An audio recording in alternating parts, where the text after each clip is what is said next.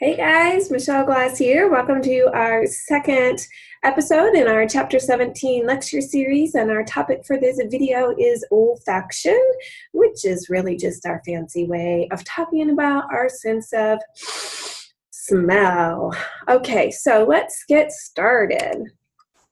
So taking a look at my drawing here, what we're looking at is the olfactory bulb and tract, which is, remember, our cranial nerve number 1, which is located underneath the frontal lobe in the brain. And notice that you're going to see axons or nerves extending.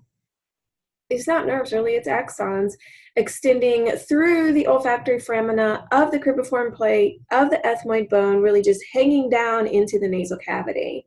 And what we'll see is that those neurons, those dendrites on those neurons, are going to act as our sensory receptors. So in most of the cases that we're looking at, really in all except olfaction, we're going to have a receptor cell that's synapsing onto our sensory neuron, and it's the receptor cell that's being stimulated by the stimulus. In the case of olfaction, we don't have a separate receptor cell. We see that our sensory neuron is acting as our olfactory receptor cell. So this is something that is different about olfaction from our other special senses. And so we can also describe this as free nerve endings because they're just hanging down, literally hanging down into that nasal cavity. Okay, so let's build our olfactory organ here in our drawing. So you don't just simply have those free nerve endings hanging down. There's a little bit more to the olfactory organ, although not really a whole lot. So we will see some connective tissue with blood vessels and more supporting nerves lining the ethmoid bone there at the very top of the nasal cavity. And that's going to be called the lamina propria. And then you're going to see the next layer will be olfactory epithelium. So here you would see your columnar-shaped epithelial cells providing protective barrier here, helping to support those sensory neurons that are hanging down.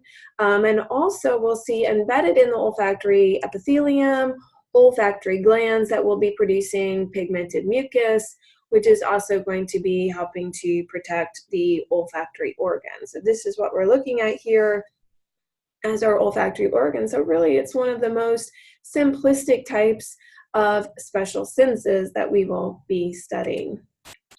Okay, so here is another sort of picture of what's happening. So here I've tried to sort of diagram in where the brain is. Again, we're seeing our olfactory bulb and tract, cranial nerve number 1.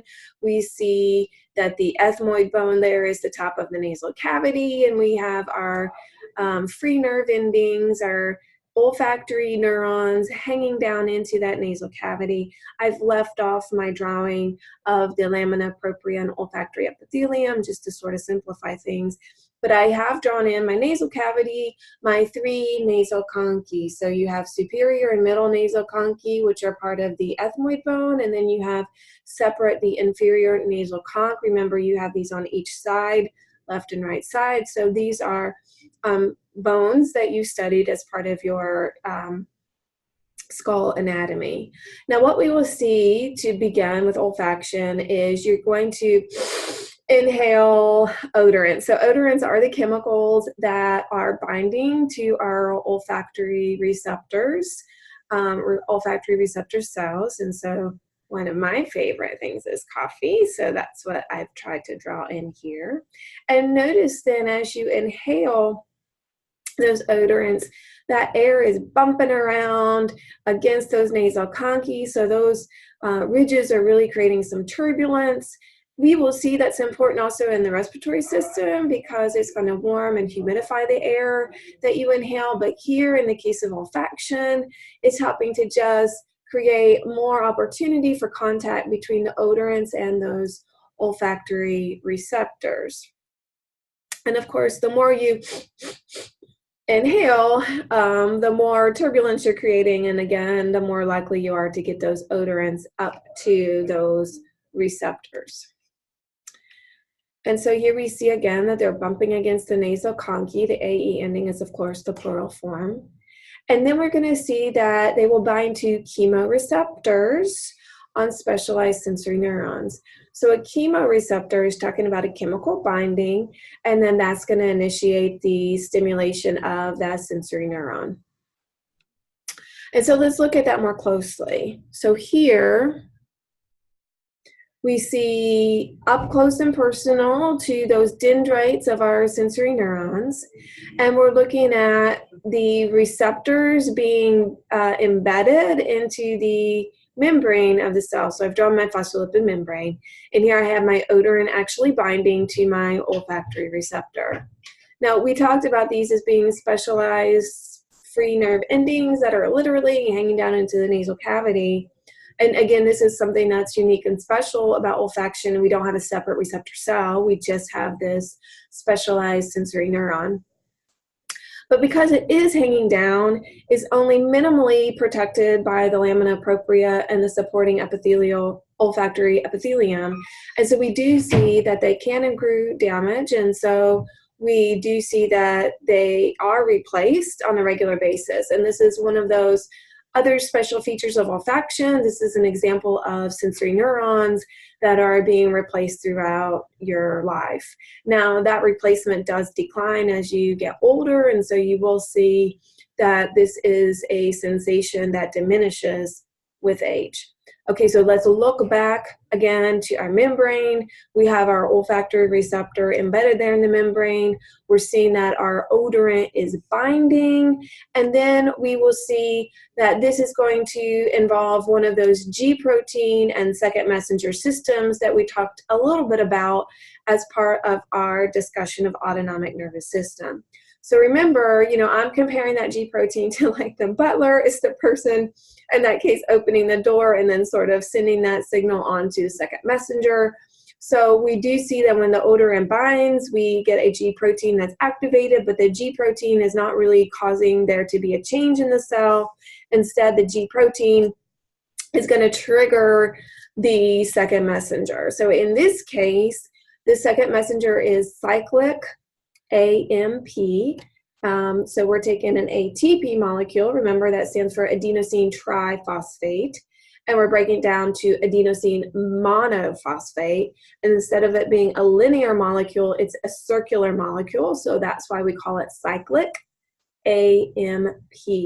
And we'll very often see that cyclic AMP is a second messenger in the cell. We'll see calcium ions acting as second messengers as well. So in the case of olfaction, it is the cyclic AMP, which is our second messenger, that's going to cause the signaling changes in the sensory neuron. Okay, let's talk a little bit too about the olfactory receptor. They're not generic. They're not binding to every single odorant out there. In order to smell something, you have to have an olfactory receptor that it will bind with. And think about this as that lock and key model. Remember, those receptors are made from proteins, which have highly specific shapes.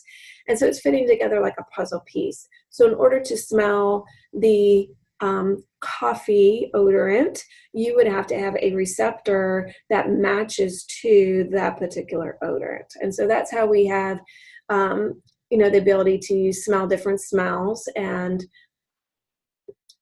we see that that does vary, across animals. Okay. The triggering of that second messenger, the cyclic AMP, is what will open the sodium ion channel. And so once we have the sodium ion channel opened, sodium is rushing into the cell is depolarized, that's our action potential, and that action potential will make its way to that olfactory bulb and tract.